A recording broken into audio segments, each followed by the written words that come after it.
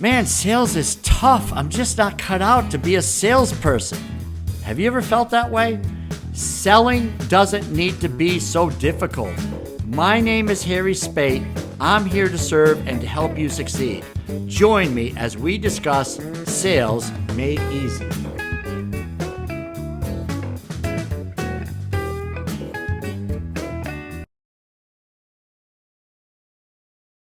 I'm having a conversation and you get to join in with the world-renowned Karen Sammer. What I like about Karen is that she is a giver and she is no nonsense.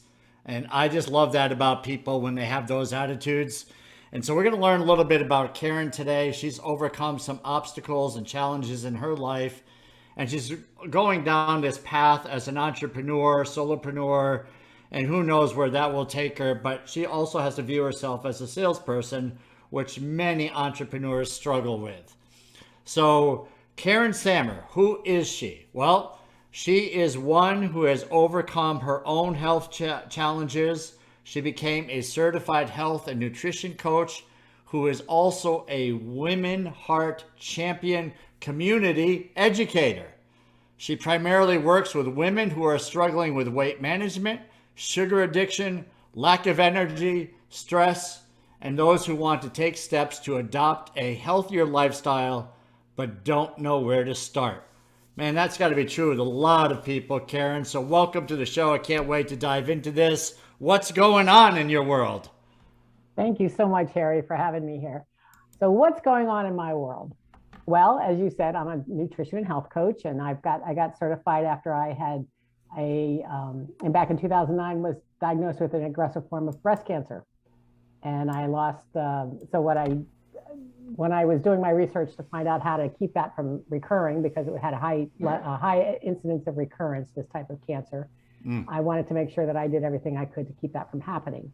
Excuse me. So I did some research and I found out that sugar feeds cancer. And so one of the first things I did was I eliminated sugar from my diet, and it was a game changer.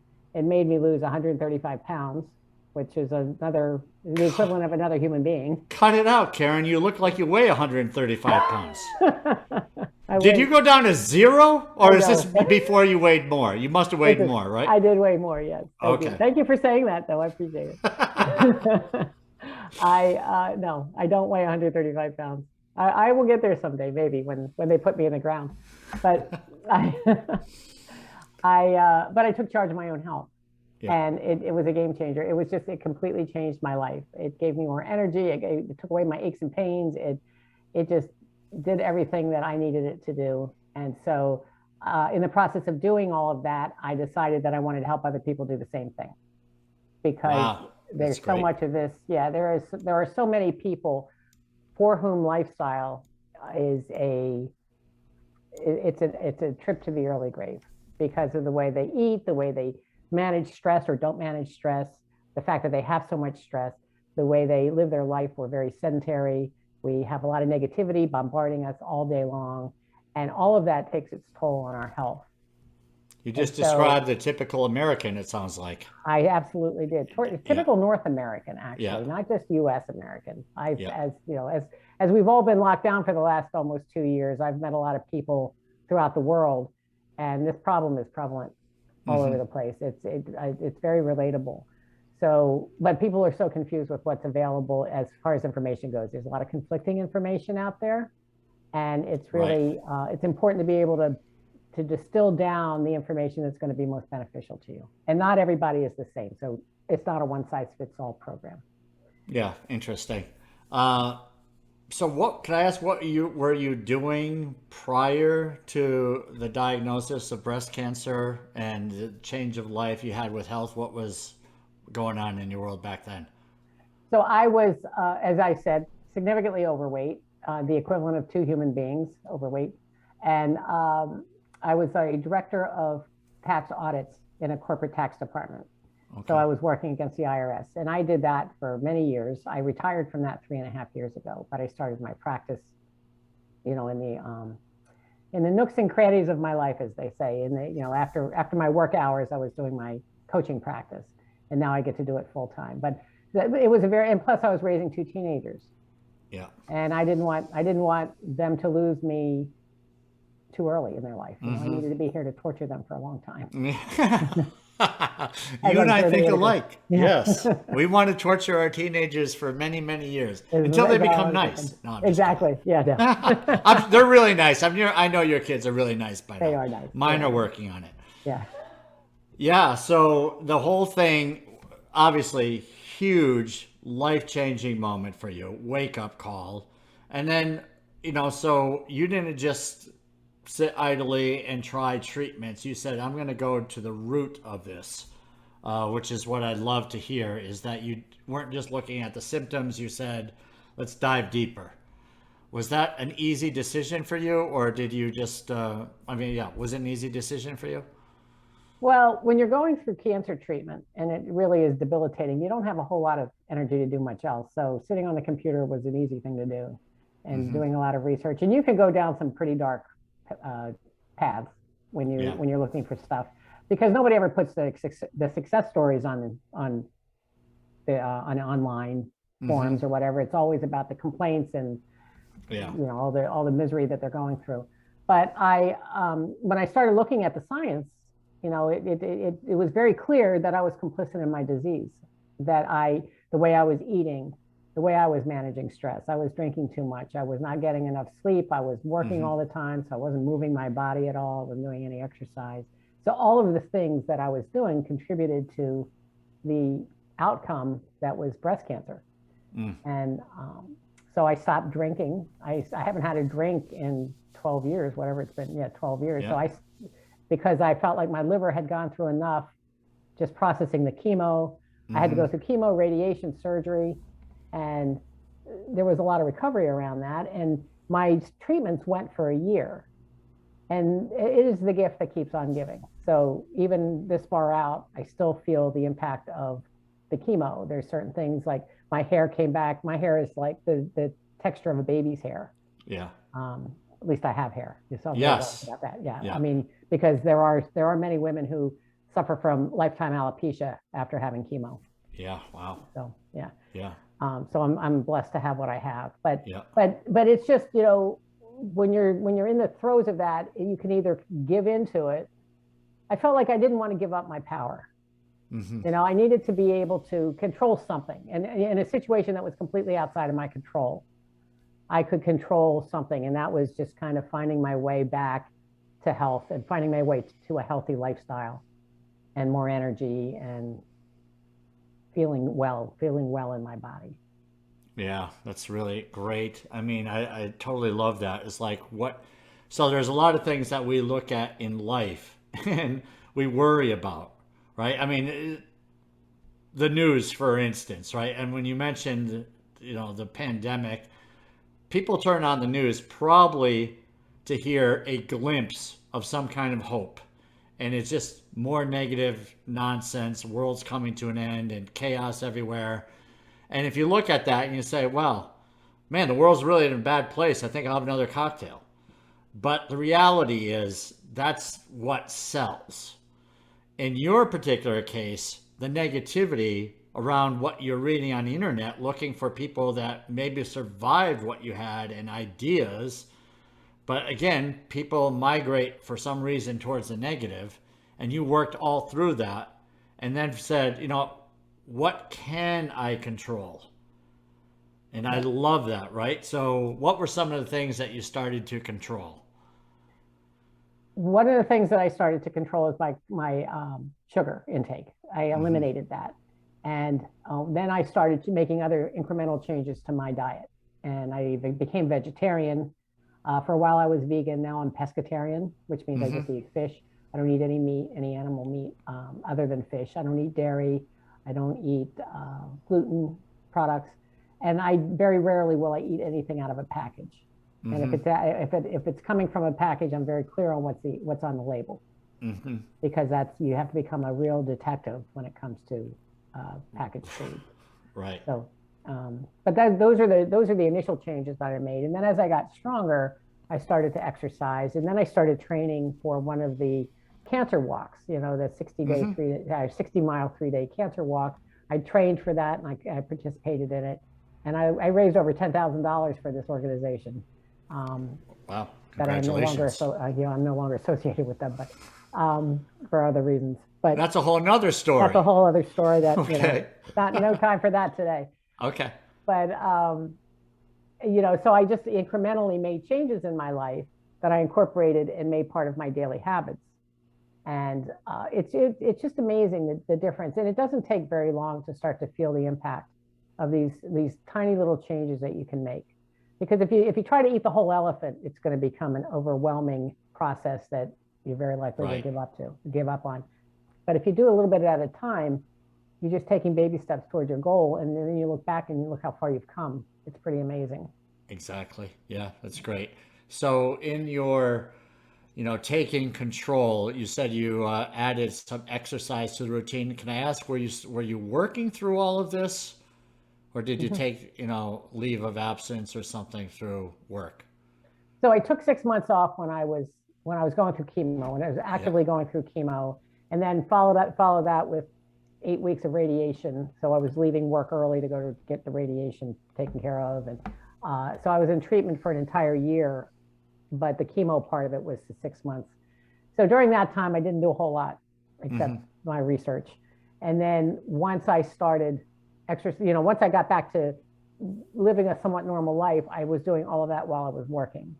I was working and I was managing the way I ate, managing my exercise, all of that while I worked. And plus I was, I was, raising my kids and managing a household. My husband and I were raising our kids.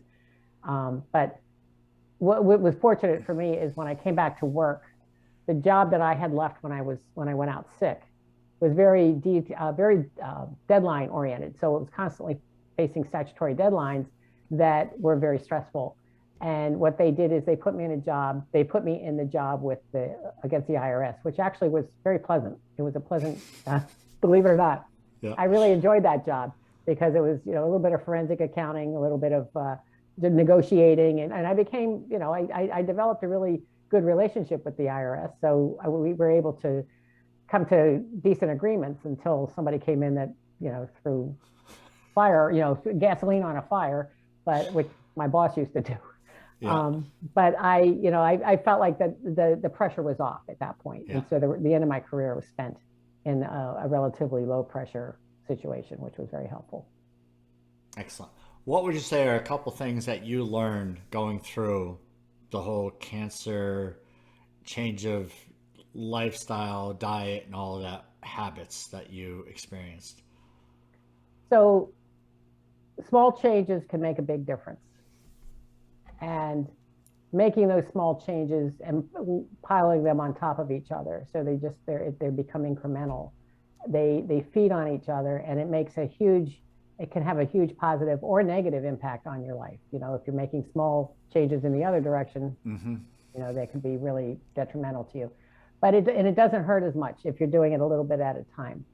But it's really it's pulling away all the noise around all of this stuff, because there's so much competing information that when you are trying to figure out what actually works, you really have to cut through all of the nonsense and find the right stuff. So you have to find the sources of information that you trust, that are really, they're not just some lunatic out there selling you snake oil, because there are a lot of those.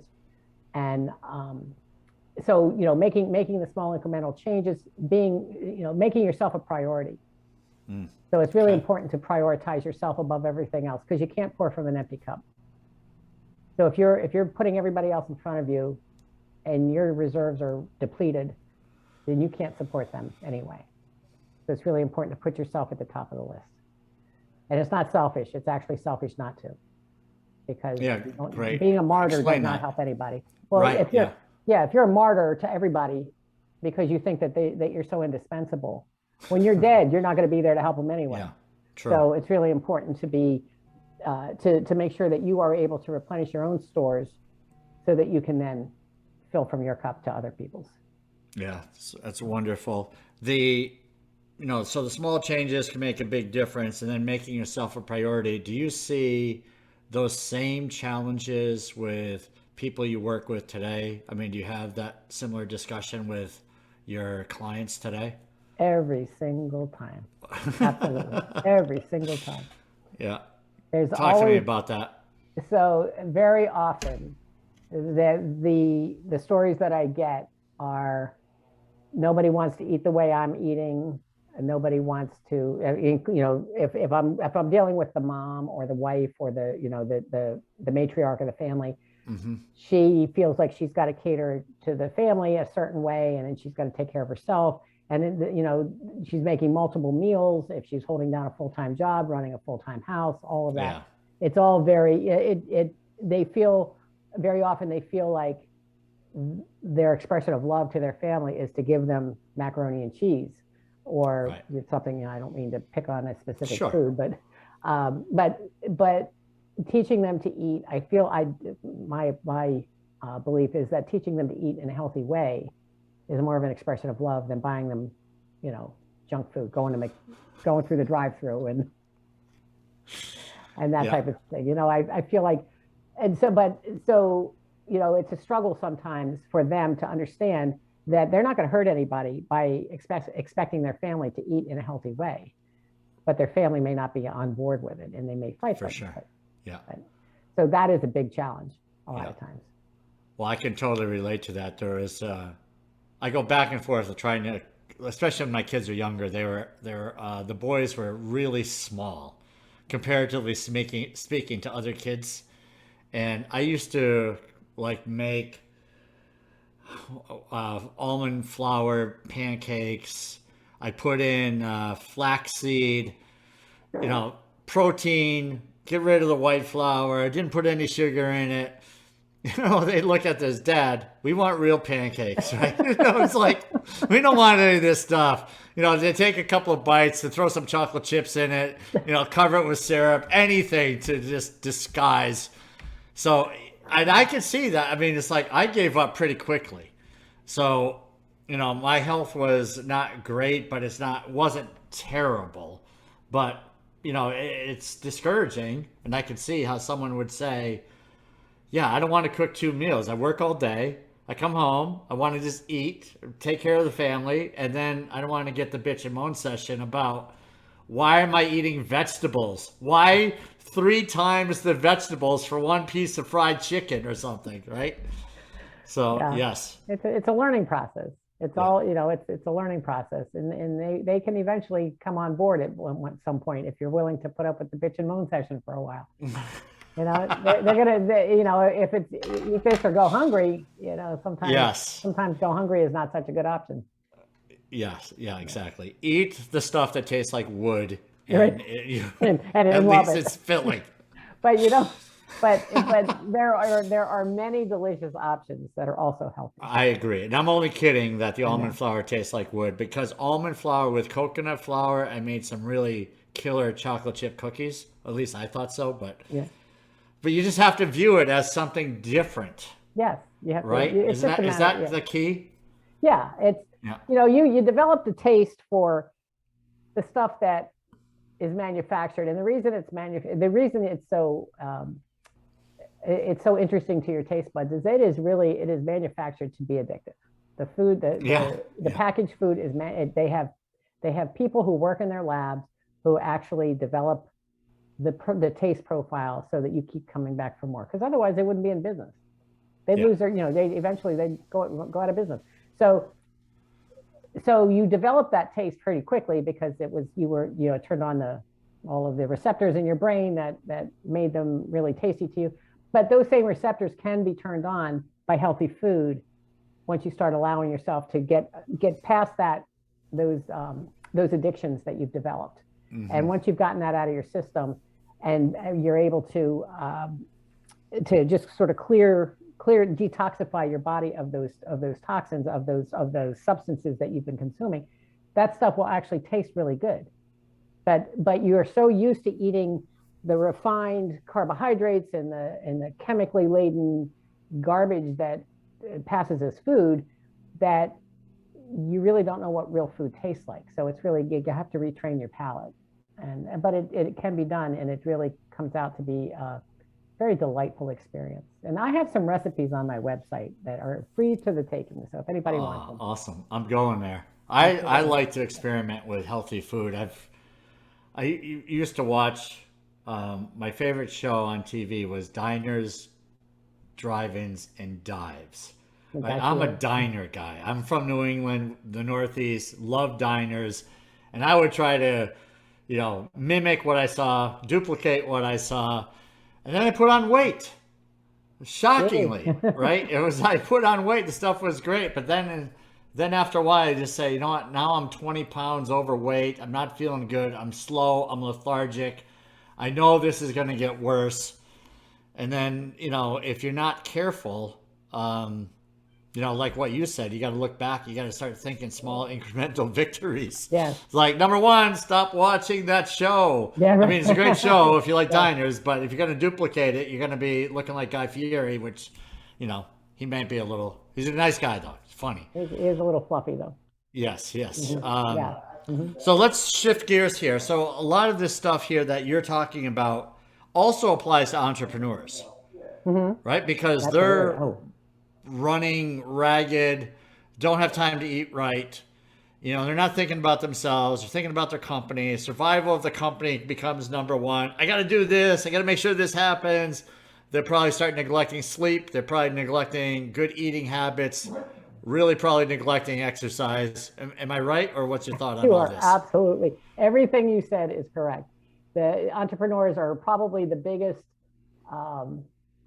the worst candidates for self-care. They are they'd be my best clients actually, but because they're consumed. They have a passion for their business and they want to throw everything about themselves into their business, which means that something's going to fall off the table. It's usually themselves. Especially if they're an entrepreneur who has a family that they have to concern themselves with, or other people, other priorities. They get really low on the list. These are the people that think they can go without sleep. You can't. They think that they can just, eat out of a bag. No. They go without hydrating themselves so they don't have to get up and use the restroom, so they end up being dehydrated. They live on coffee, so they're stimulating their adrenals constantly with their caffeine. And yeah, is that what you're drinking? Cheers. Yeah. So how many cups of coffee can I drink during a day? What's a fair amount other than zero? That's how many I drink. But I think if you have, maybe a couple cups of coffee in the morning, I wouldn't drink it too late in the day because, too late in the day interrupts your sleep. And sleep is really important. 7 to 9 hours a night is non-negotiable because it's really, sleep deprivation can never be made up. And it causes all kinds of problems, mental decline. It causes, energy problems. It causes your hunger hormones to get all wonky so that your leptin and your ghrelin start arguing with each other. Those are your satiety hormones and your hunger hormone. So they start, they get out of whack. And so it's really important. Sleep is really important in order for you to function optimally. Exercise. You want to get up and move so that you can move the fluids through your body, your lymphatic fluids. You can exercise your muscles. You get more clarity, more mental clarity. It clears the cobwebs because if you're sitting, like we sit in front of these computers all day long. And I know for myself, when I have a long day in front of the computer, I can't stand it. I'm bug-eyed. I have to get out. I have to get outside in the fresh air for a little while. But entrepreneurs are absolutely the worst at self-care. So what would be like some exercise tips that you might encourage an entrepreneur to do? If they're busy and have really busy lives and really can't do anything. I mean, if they get outside for 10 minutes a day, just get outside, breathe some fresh air and do some movement. You don't have to do a marathon. Just do a quick walk around the block even. If you do that a couple of times a day, if you have to be in front of your computer for whatever reason, you have to be able to get up at some point. My recommendation is always drink half of your body weight in ounces of water, and then you will have absolutely no choice. So take your body weight, divide it in half, and that's the number of ounces of water you should be drinking every day. Okay. You will have what if we divide that in half again? If we divide that in half and then in half again, and so does one glass of water? Does coffee count as water? Because there's water in the coffee. Yeah. Water counts as water. Okay. Coffee does not. Coffee's got caffeine in it. It's a strict regimen. It's a strict regimen, Karen. But baby steps, right? Baby steps are the way to go. Work your way up. Work your way up to that number of ounces. Because if you start drinking that much water all at one time, you probably feel like you're floating away. But you have to work up to that amount. I'll be moving my office into the bathroom. Precisely. Well, see, no, that's not what you want to do. Actually, you want to keep your office away from the bathroom so that you have to walk to the bathroom. Ah, yes. Okay, good point. So there's your movement. All right. Okay, so next topic that we have, because you're super helpful. I saw this thing on social media about a badass Buddha or a badass story or something. What's going on with that? So I was a contributor to a compilation book called Her Badass Story. Okay. And the badass Buddha, Lori Monaco, is the lead writer.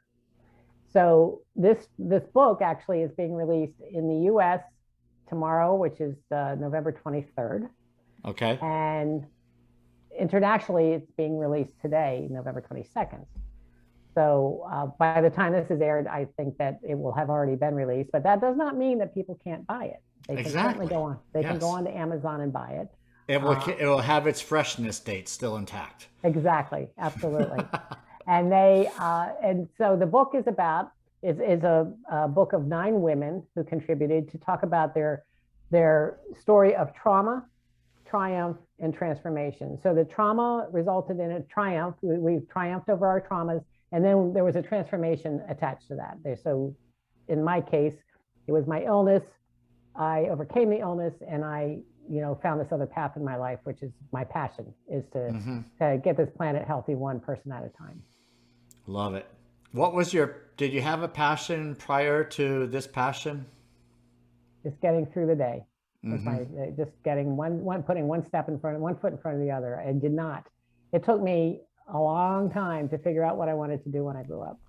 Yeah. And a long time in a life-changing illness.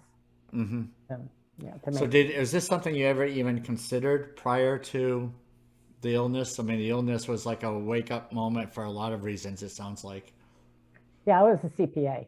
Yeah. I worked in a tax department. I was defending tax returns for the last part of my career. Yeah. And never in a million years would you have told me, if you had told me when I went to college that I was going to study anything having to do with nutrition or anything having to do with health, I would have told you were crazy.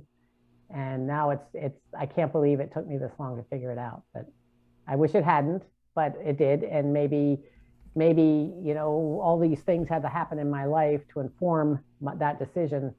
And it makes me a better coach, possibly. It was the right time. Yeah. I think it's, we all have divine timing. We all get the messages when we're supposed to get them. And right. Do you think you get the message sometimes and you're just not ready for it, or wake up for it, or awake for it, or what's your thought there? Absolutely. I mean, I was a huge human being. I took up a lot of space in the world, and that message, I couldn't sleep at night. Everything hurt. I was having like massive palpitations in the middle of the night, thinking that the world was going to cave in on me. Everything indicated that I needed to do something about my health and about my weight and about just getting healthy. And until I got that diagnosis, I did not listen to the messages. So that was, to me, it was God speaking to me in a loud voice. He was yelling at me at that point. Like, you didn't get it when I was subtle. So now you're going to have to get this brick on the side of your head. Yeah. Okay. That works, right? Sometimes parents need to do that. Yeah. Yeah. Cool. So we were chatting earlier about you viewing yourself as a salesperson. And I brought this up because now you're in this entrepreneur space and you're helping others. What's your view on viewing yourself as a person that has to sometimes be a quote unquote salesperson? Yeah, so I don't like that so much, quite honestly. That's what I like about you. No nonsense. There we go. Okay. I don't. So I started reading this amazing book I believe it's called Selling with Dignity. I know the author very well. You know the author? Yeah. I have a signed copy of that book. I'm very proud to have. Oh, nice. But I'm changing my perspective, because clearly I have to, not convince. I have to demonstrate to people that I have a service that's going to help them. Mm-hmm. And my heart wants to help them. I just want to make everybody healthy, or not make them. I would like to lead them to the place where they can make themselves healthy. Nice. And I want to help people empower themselves. But in order for that to happen, they have to know what I do. Right. So I think that's where the selling comes in. It's really just demonstrating what I do. And it's uncomfortable. Sometimes I just want people to just come to me, just knock on my door and let me help you. Sure. But it doesn't work that way. Yeah, so, me too. Why is it that way? I mean, it'd be great if it was. Yes, it would be. It would be. So what's the transformation that you've experienced then over time, where you've come to this realization that you have to actually say something to get others to hear the message? Or is that it? Well, no. So there has been, I'm getting better actually at being able to convey my message. Well, thank you. I've started doing some public speaking. Awesome. And what I do is I talk about things that, pain points that people can relate to. And then I talk about, what I can do to help them through those pain points. And that is getting a little bit easier. And it's also about belief in yourself, right? Because if you don't believe your own message, how are you going to make somebody else believe your message? Yeah. And I am really feeling much better about my messaging and my my ability to help people. That feeling of authenticity, it gets deeper all the time. And I think that's where the turning point is feeling authentic in your message. Right. I mean, it's funny how you can look at someone else and say they're genuine, they're authentic, and they really got it together. But inside they're like, oh my God, I sure hope this comes out as genuine and authentic. I'm just a phony. Exactly, It's just all these dumb things that go through our mind, but yet here you are. I would never, I can't even imagine you listening to you, questioning, right? But that's just what we do. Absolutely. Right. Imposter syndrome, right? We're all really good at that all the time. I am constantly questioning myself. And, well, snap out of it, lady. Because you got a lot of good things going on here. You lost a person in a good sense, right? So you lost a person. You're eating better. You're healthier. You're sleeping more. Drinking more water. You look young. And you're out public speaking. I've heard you say a couple of times, I'm going to put you on the spot here, because I asked, is there anything off limits? And she said, yes, don't talk politics and religion. But here, this one is not politics or religion. I've heard you say, I'm not very good at this, or I'm not any good at this. What does Karen Sammer, the coach, say when someone says, I'm not very good at this? What would you say to them? I would encourage them to change that message, to change that, to not. I should have put limits. I would encourage them to change the message that they're telling themselves, because your subconscious hears the words that come out of your mouth, and it doesn't know if you are lying or telling the truth. It assumes that everything that comes out of your mouth is truthful. So if I say, or if you say, or anybody else says, I'm not good at this, my subconscious is going to find all the evidence it can to prove that it's correct. Yeah. Right. Totally love it. Yeah. You are awesome. And I know, I love your sense of humor, and I knew I could get away with that. But you're taking on the world. Great things are going to happen. I mean, you're on a mission. It's a great mission, and others will benefit by listening from you. So just look back, lady. Public speaking, podcasting, doing videos now. I mean, you're out of control. I mean, several months ago, I had the privilege of speaking with you, and I think one of your lines was, Harry, I'm no good with technology. And I'm like, lady? And I didn't have to say anything, right? Because I knew you were the type of person that if one of your clients said the same thing, you'd remind them that you eat the elephant one bite at a time and you look Yep. back. So Yep. how would you rate yourself these days? Better than I was before. I'm certainly not a 10. You know, I got to work towards that, but I'm definitely better. Every day I'm better than I was the day before.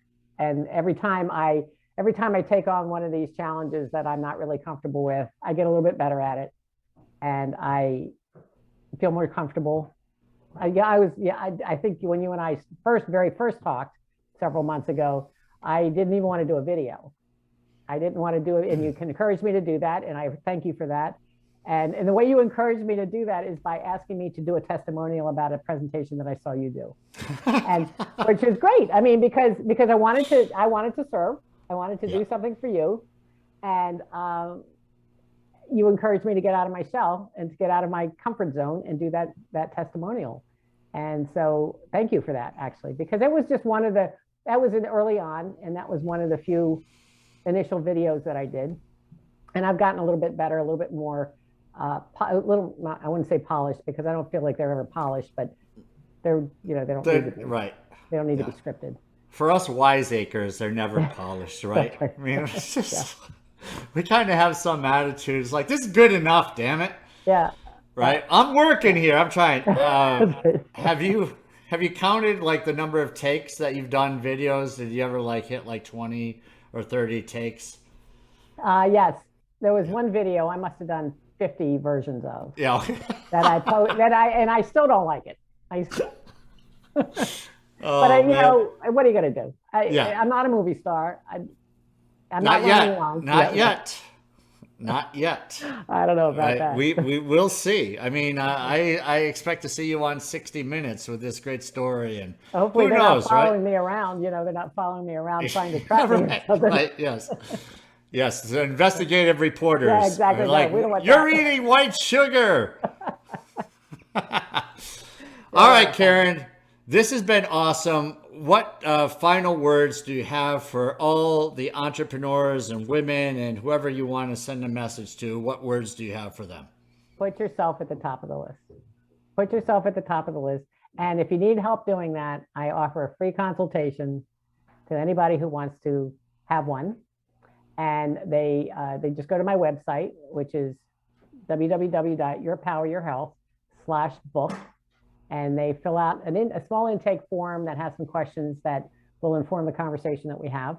And then they will have an hour with me to talk about whatever challenges they have. We come up with some action steps. And if they want to continue working with me, great. If not, at least they have a path forward. Oh, it's very nice. Karen, it is such a treat, a privilege, an honor, a blessing to have you on the Sales Made Easy podcast. I'm expecting more great things to come from you on your awesome journey. So thanks for stopping by today. It's been great. Thank you, Harry. Man, sales is tough. I'm just not cut out to be a salesperson. Have you ever felt that way? Selling doesn't need to be so difficult. My name is Harry Spate. I'm here to serve and to help you succeed. Join me as we discuss Sales Made Easy.